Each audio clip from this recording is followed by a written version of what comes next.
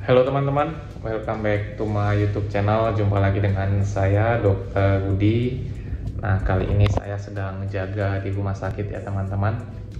Kali ini kita akan membahas suatu opini ya teman-teman, suatu mitos yang berkembang di masyarakat yang mengatakan bahwa mengkonsumsi obat anti hipertensi secara berlama-lama bisa mengakibatkan kerusakan ginjal. Nah, jadi simak ya teman-teman pembahasannya.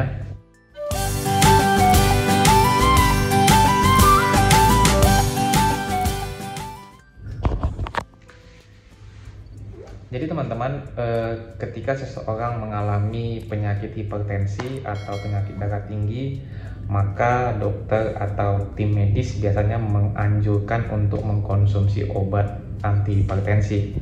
Nah, obat anti hipertensi ini bisa berbagai macam ya teman-teman, ada berbagai jenis. Contohnya captopril, candesartan, amlodipin, nifedipin, dan ada alat oros dan lain sebagainya ya teman-teman. Nah, nanti dokter akan memilih pengobatan anti hipertensi yang sesuai dengan penyakit penyerta saudara, karena ada obat-obat anti hipertensi yang berbeda cara kerjanya dan juga berbeda penggunaannya sesuai dengan indikasi-indikasi yang lain. Contohnya jika dibarengi dengan dengan penyakit diabetes, apa obat hipertensinya? Jika dibarengi dengan penyakit gagal jantung, apa obat anti hipertensinya? Nah, berbeda-beda ya teman-teman. Nah, tetapi mitos yang berkembang di masyarakat adalah bahwa mengkonsumsi obat anti hipertensi secara jangka panjang bisa mengakibatkan kerusakan ginjal. Nah, ini sebenarnya pendapat yang keliru ya teman-teman, atau pendapat yang salah, atau pendapat yang sebenarnya tidak berdasarkan penelitian. Nah, jika berdasarkan penelitian dan juga sudah dijadikan suatu pedoman ya teman-teman, pedoman untuk tim medis, bahwa justru seseorang yang menderita penyakit hipertensi yang tidak mengkonsumsi obat anti hipertensi secara teratur, itulah yang akan menyebabkan terjadinya komplikasi-komplikasi.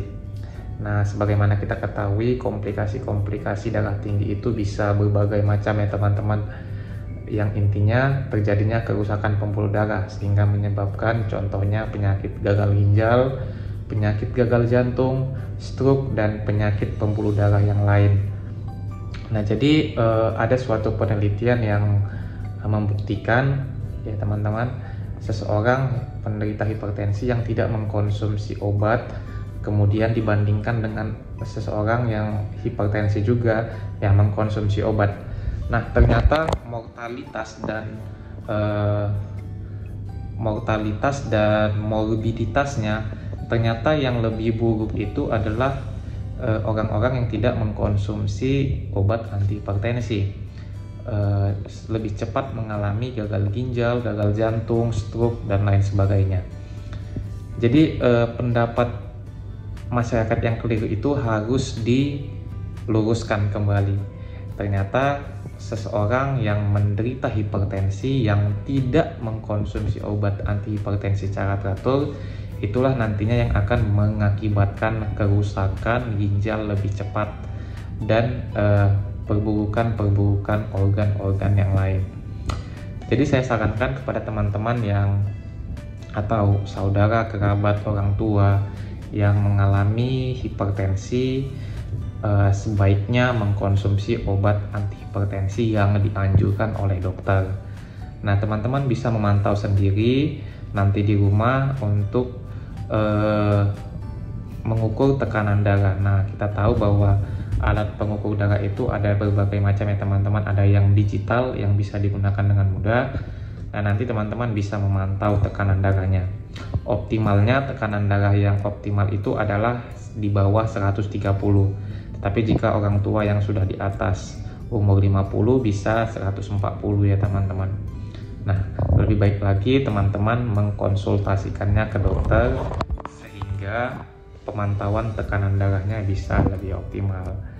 Jadi saya luruskan kembali bahwa Seseorang penderita darah tinggi yang tidak mengkonsumsi obat darah tinggi secara teratur, merekalah yang akan menyebabkan kerusakan ginjal yang lebih cepat ketimbang orang-orang yang mengkonsumsi obat antihipertensi.